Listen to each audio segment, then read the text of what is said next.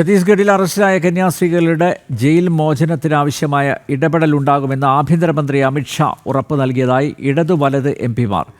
അതേസമയം കേരളത്തിൽ 2022 കന്യാസ്ത്രീകൾക്കെതിരെ സമാനമായ കേസെടുത്തതുമായി ബന്ധപ്പെട്ട ജനം TV ലേഖകന്റെ ചോദ്യത്തിനോട് എ റഹീം ഉൾപ്പെടെയുള്ള ഇടത് എംപിമാർ ക്ഷുഭിതരായിട്ടാണ് പ്രതികരിച്ചത്.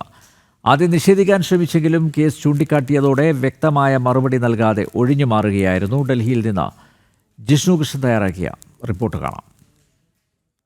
ഛത്തീസ്ഗഡിൽ കന്യാസ്ത്രീകളുടെ അറസ്റ്റുമായി ബന്ധപ്പെട്ട് കേരളത്തിൽ നിന്നുള്ള എംപിമാർ പ്രധാനമന്ത്രിക്കും ഒപ്പം ആഭ്യന്തരമന്ത്രിക്കും നിവേദനം നൽകിയിരുന്നു. അതിന്റെ അടിസ്ഥാനത്തിലാണ് ആഭ്യന്തരമന്ത്രി അമിത്ഷാ കേരളത്തിൽ നിന്നുള്ള എംപിമാരുമായി കൂടിക്കാഴ്ച നടത്തുകയും കന്യാസ്ത്രീകളുടെ ജയിൽ മോചനത്തിനായി കൃത്യമായിട്ടുള്ള ഇടപെടൽ ഉണ്ടാകും എന്ന ഉറപ്പ് എംപിമാർക്ക് നൽകിയിട്ടുള്ളത്. അതുകൊണ്ട് തന്നെ എംപിമാർ മാധ്യമങ്ങളോട് പ്രതികരിച്ചിട്ടുള്ളത് ഉടൻ തന്നെ വൈകാതെ ജാമ്യാപേക്ഷ കോടതിക്ക് മുൻപിലേക്ക് എത്തുമ്പോൾ കന്യാസ്ത്രീകൾക്ക് ജയിൽ മോചിതരാകാൻ സാധിക്കുമെന്ന പ്രതീക്ഷയാണ് എംപിമാർ പങ്കുവച്ചിട്ടുള്ളത്. ഒപ്പം ചില ചോദ്യങ്ങളോട് ഒന്നുകിൽ മൗനം പാലിക്കുകയോ അല്ലെങ്കിൽ ക്ഷുഭിതരാവുകയോ ചെയ്ത സമീപനമാണ് ഇടത് വലത് എംപിമാർ സ്വീകരിച്ചിട്ടുള്ളത്. ഒന്ന്, UDF എംപിമാരോട് ജനം TV ചോദിച്ചിട്ടുള്ള ചോദ്യം, സമാനമായ കേസ് 2021 ക്രിസ്ത്യൻ മിഷണറി പ്രവർത്തകർക്കെതിരെ അന്ന് ഛത്തീസ്ഗഡിൽ തന്നെ കോൺഗ്രസ് സർക്കാർ സ്വീകരിച്ചിരുന്നു. അച്ഛന്മാരുൾപ്പെടെ നിരവധി മാസത്തോളം ജയിൽവാസം അനുഭവിക്കുന്ന സാഹചര്യമുണ്ടായിരുന്നു. അന്ന് ഇത്തരത്തിലുള്ള പ്രതികരണങ്ങൾ ഉണ്ടായിട്ടില്ല എന്ന ചോദ്യത്തിനോട് തീർത്തും മൗനം പാലിക്കുകയും ആ വിഷയത്തോട് പ്രതികരിക്കാതിരിക്കുകയുമാണ് UDF എംപിമാർ ചെയ്തിട്ടുള്ളത്.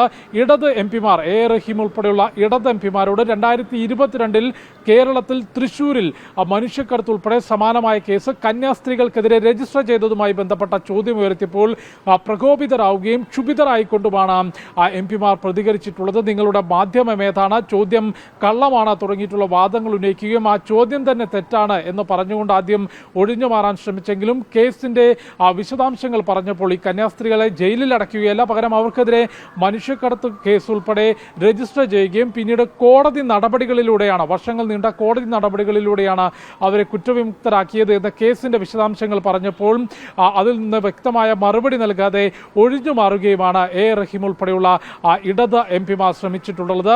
സ്വന്തം സംസ്ഥാനത്ത് നടന്നിട്ടുള്ള പ്രവർത്തനങ്ങളോട് കാര്യങ്ങളോട് പ്രതികരണമില്ല എന്ന ചോദ്യമാണ്, ജനം TVയുടെ ചോദ്യമാണ് ഇടത് എംപിമാരെ പ്രകോപിതരാക്കിയത്.